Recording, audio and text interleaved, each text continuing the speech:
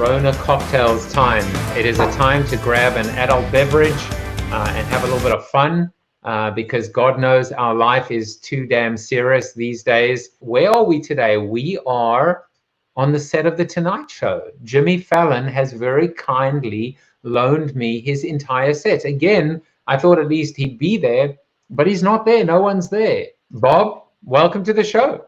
Hi, Joe. How are you? I'm glad to be here. I've been spending my birthday sitting around playing Animal Crossing. It's about time to, spread my wings out and talk a little bit.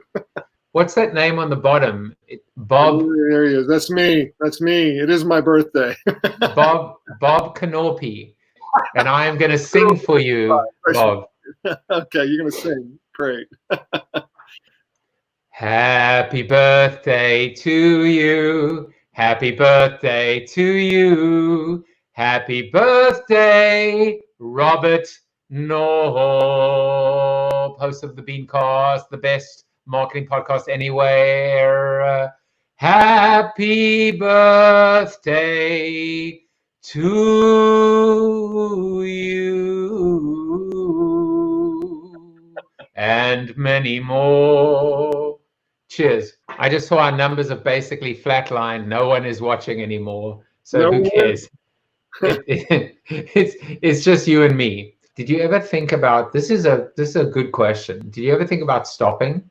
And I have thought about stopping seriously in the past. I mean, it's a lot of work and it's not always gratifying. Most of the time it's pretty gratifying to have interactions with professionals, and it's gratifying to have the actual conversations on the show because I feel like I've become smarter and I feel like I'm delivering a service to the community.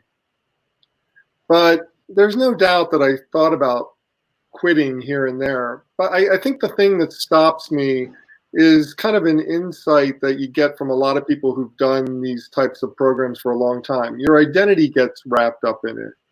And to quit it is almost like killing a part of yourself. There's so much of my identity. I mean, I know that every Sunday night I'm going to be talking with the smartest marketing minds in the world. I need to be ready for that. And yeah, Joe, you're one of them, I know. Yes, Joe. Joe, you're smart. But your identity gets tied up into it at a certain point. I mean, I don't think people really understand that unless you've done something for a long time. Like in our culture, especially younger professionals, they end up staying at a place for 5 years and they go to the next place for 5 years. We don't have that culture of 23 years at the company. And I've spent the last 12 years of my life putting this show together. It's like I'm a lifer at a company right now, and my identity is so tied into it. I don't know that I could change at this point. It's less about the people listening. It's more about you in a way. This is who you are. This is how you operate. This is what energizes you and what motivates you because it is your life's work. Well, that's how I started out this whole thing to begin with. I mean, I said I'm going to put out the best show I can, one that I wouldn't be ashamed if a New York producer heard it and thought it was a radio program. I mean, it's just like I really wanted it to be that quality, but I was going to do it for myself and for the people I was talking to and the 50 people who were going to download it, because that's exactly how many people listened to the first show. It was 50 people. And I still, from this day forward, I can go back to that first episode. And you know how you go back to an early episode and you cringe and you go, oh, this is horrible. I listened to that. When I did my 500th show a couple years ago, I went back and I listened to that first episode and I wasn't ashamed at all. It was a great show because I put on a great show from the beginning.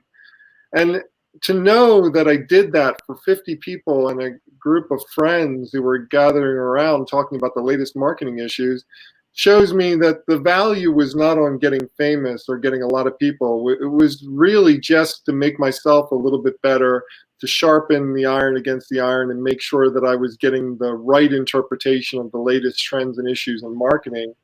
And I was able to offer that to my clients and to my friends and to anybody who wanted to participate. And you know, and I mentioned that I keep the guests recurring, and I very rarely introduce new people to the panel because I want it to be an exclusive club. I want it to be something that people yearn to do, and it be a speaking engagement that is on par with any conference, because you need to be invited to be on the Beancast. You know, you need to be somebody who's worth being on the show before I'll put you on.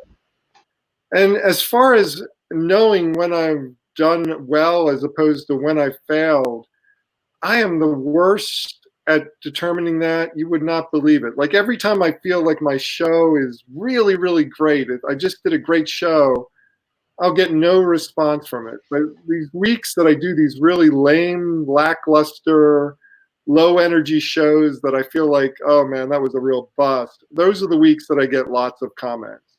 So I've learned over the years not to try too hard. And I think that's the secret for me. It's just like, I don't try too hard.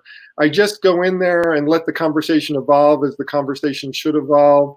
And if people aren't talking a lot and the subjects are a bust, I just let it go, because you never know what people are going to respond to. If they get one nugget out of it and they feel like they've been entertained appropriately during the show, it doesn't matter how you feel about it. It matters how they felt about it. So there's no real way for me to know when I've done well as opposed to when I haven't done well in putting together the show, other than hearing back from the listeners. You see, I mean, that's another absolute pearl of wisdom. And I think, yeah, because no, I'm internalizing it as well, thinking, clam. huh? What? A big oyster. I'm full of pearls. You are the pearly oyster at the bottom of bikini, in the bikini bottom. You are the Patrick Star to my Mr. Krabs. I do not have crabs. And it's hard and it's challenging to think about, do you throw in the towel? How long do you keep on going? Why are you doing this? I think you've hit all of those things, Bob. And I think the most beautiful thing that you said is, don't try too hard.